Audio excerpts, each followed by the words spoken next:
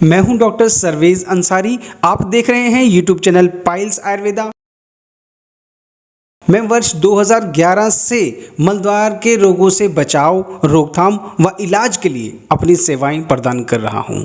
आज हम बात करेंगे फिस्टुला की बीमारी कैसे बनती है। फ्रेंड्स, अगर 100 लोगों को फिस्टुला की बीमारी बनी है तो उनमें से 80 लोगों को एनल ग्लैंड के इन्फेक्शन के कारण फिस्टुला की बीमारी बनी है।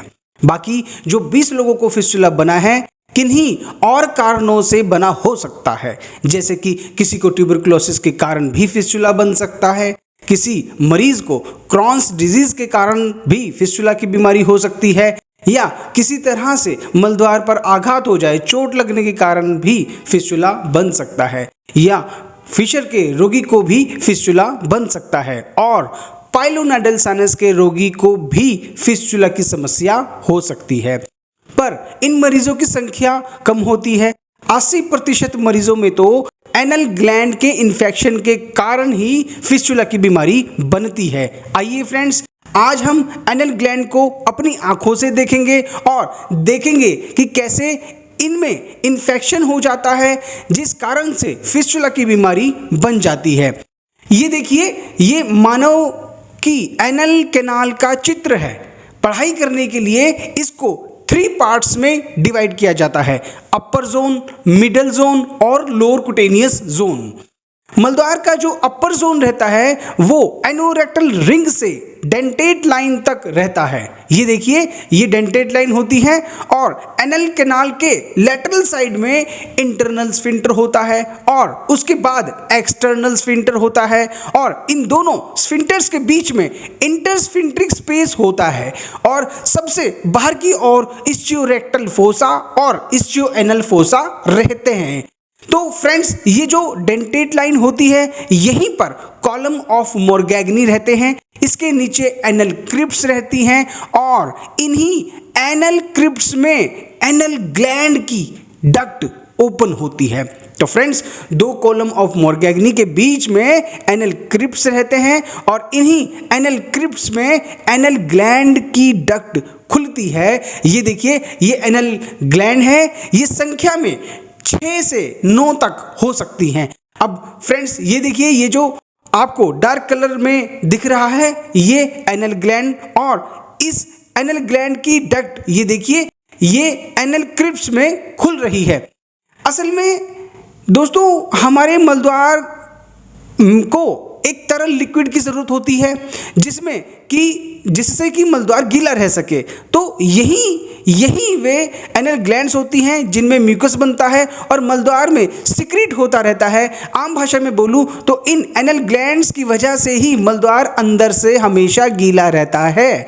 ठीक उसी तरह से जैसे हमारी आई बॉल हमेशा गीली रहती है, जैसे हमारा मुंह अंदर से गीला रहता है, हमारी टंग हमेशा गीली रहती है, ठीक उसी तरह से मलद्वार भी हमेशा इन्हीं ग्लैंड्स के सिक्रीशन के कारण गीला रहता है, जिससे कि यहाँ से गुजरने वाला मल आसानी से बाहर की ओर फिसल सके और रोगी को सुखपूर्वक मल त्याग हो सके।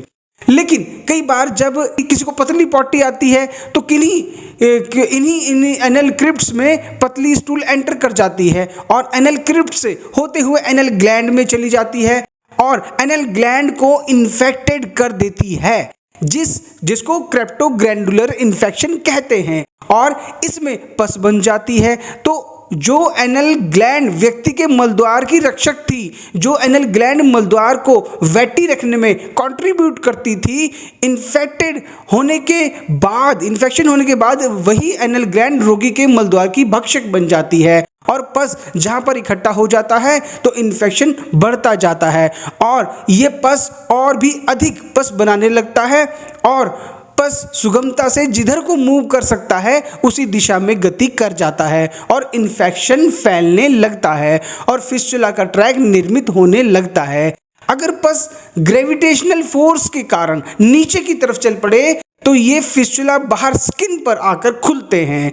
अगर इन्फेक्शन की दिशा ऊपर की तरफ चल पड़े तो ये फिस्टुला पिबोरेक्टाइलिस मसल्स को भेद देते हैं, और अगर एक ही स्थान पर कुछ समय के लिए एक ही स्थान पर अगर इकट्ठा हो जाए तो ये वहीं पर एब्सेस की फॉर्मेशन करते हैं। इसीलिए फिस्टुला ट्रैक की किस्म एक दिशाहीन व्यक्ति की भांति होती है। फिस्टुला कहां से ट्रैक बना ले कुछ भी निश्चित नहीं है। एक क्षार सूत्र सर्जन की लड़ाई भगंदर रोग से निरंतर चलती रहती है।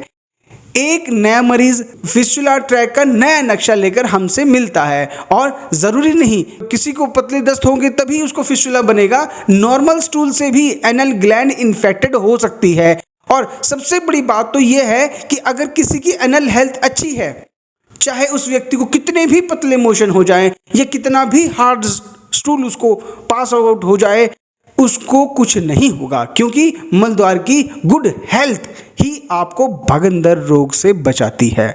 आप मलद्वार की बीमारियों से तभी बच सकते हैं जब तक आपकी एनल हेल्थ गुड है। और एनल हेल्थ उसी व्यक्ति की बढ़िया हो सकती है जो व्यक्ति अपनी सेहत के प्रति जागरूक है, रोजाना सैर सपाटा, योगा, आसन, प्राणायाम, वर्जिश कर रहा है।